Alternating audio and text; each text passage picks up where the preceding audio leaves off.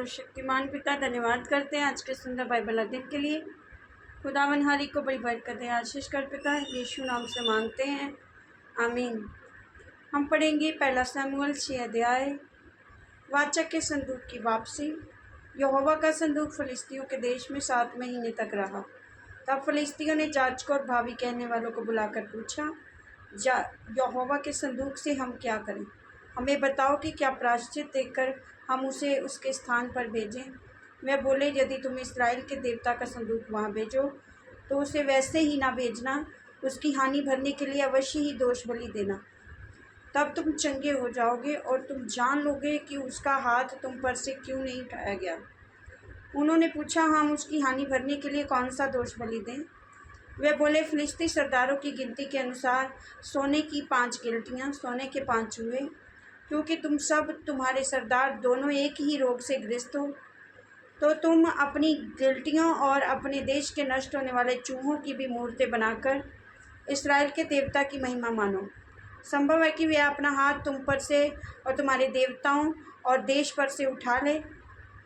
तुम अपने मन क्यों ऐसे हठीले करते हो, जैसे मिस्रियों और फिरौन ने अपने मन हठीले कर दिए थे जब उसने उनके मध्य में अचंभित काम किए? तब क्या उन्होंने उन लोगों को जाने ना दिया? तो क्या वे चले ना गए? इसलिए अब तुम एक नई गाड़ी बनाओ और ऐसी 2 दुधार गायें लो जो जुए तले ना आई हों, और गायों को उन गाड़ी में जोतकर उनके बच्चों को उनके पास से लेकर घर को लौटा दो। तब यहोवा का संदूक लेकर उस गाड़ी पर रख दो, और सोने की जो वस्तुएं तुम उसकी हानि भरने के लिए दोष बलि की रीति से दोगे, उन्हें दूसरे संदूक में रख के उसके पास रख दो।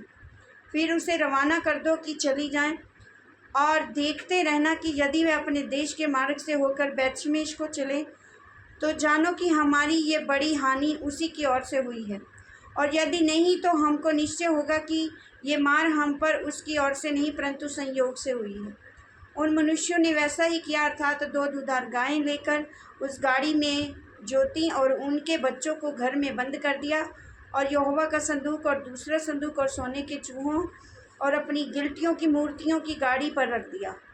तब गायों ने बेतशेमेश का सीधा मार्ग लिया। वे सड़क की सड़क कर रंभाती हुई चली गईं और दाहिने मुड़ी ना बाएं, और फिलिस्तियों के सरदार उनके पीछे पीछे बेतशेमेश की सीमा तक गए। बेतशेमेश के लोग तराई में गेहूं काट रहे थे। जब उन्होंने आंखें उठाकर संदूक को देखा, तब उनके देखने से आनंदित हुए। गाड़ी यहोशू नामक एक बेतशेमेशी के खेत में जाकर वहां ठहर गई, जहां एक बड़ा पत्थर था। तब उन्होंने गाड़ी की लकड़ी को चीरा और गायों को होम बलि करके यहोवा के लिए चढ़ाया। और लेवियों ने यहोवा के संदूक को उस संदूक समेत जो साथ था उसमें सोने की वस्तुएं थे उतार के उस बड़े पत्थर पर रख दी, और बेतशेमेश के लोगों ने उसी दिन यहोवा के लिए होम बलि और मेल बलि चढ़ाए। ये देखकर फिलिस्तियों के 5 सरदार उसी दिन एक्रोन को लौट गए। सोने की गिलटियाँ जो फिलिस्तियों ने यहोवा की हानि भरने के लिए दोष बलि करके दे दी थी, उनमें से एक तो अशदोद की ओर से, और एक अज्जा, और एक अलकनोन की, और एक गत, और एक अकरोन की ओर से दी गई थी। और वे सोने के चूहे, क्या शहर पनाह वाले नगर, क्या बिना शहर पनाह वाले गाँव, वरन जिस बड़े पत्थर पर यहोवा का संदूक रखा गया था, वहाँ फिलिस्तियों के 5 सरदारों के अधिकार तक की सब बस्तियों की गिनती के अनुसार दिए गए। वे पत्थर आज तक बेतशेमेशी यहोशू के खेत में हैं। फिर इस कारण से कि बेतशेमेश के लोगों ने यहोवा के संदूक के भीतर झांका था, उसने उनमें से 70 मनुष्य और फिर 50,000 मनुष्य मार डाले।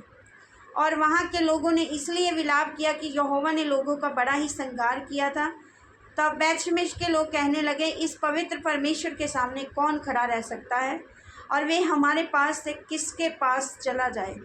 तब उन्होंने किर्यतरीम के निवासियों के पास जो कहने को दूत भेजे, फिलिस्तियों ने यहोवा का संदूक लौटा दिया है, इसलिए तुम आकर उसे अपने यहाँ ले जाओ। तब किर्यतरीम ले जाओ। इस वचन के द्वारा प्रभु ब्लेस करेंगे। आमीन। सब कुछ है मसीह।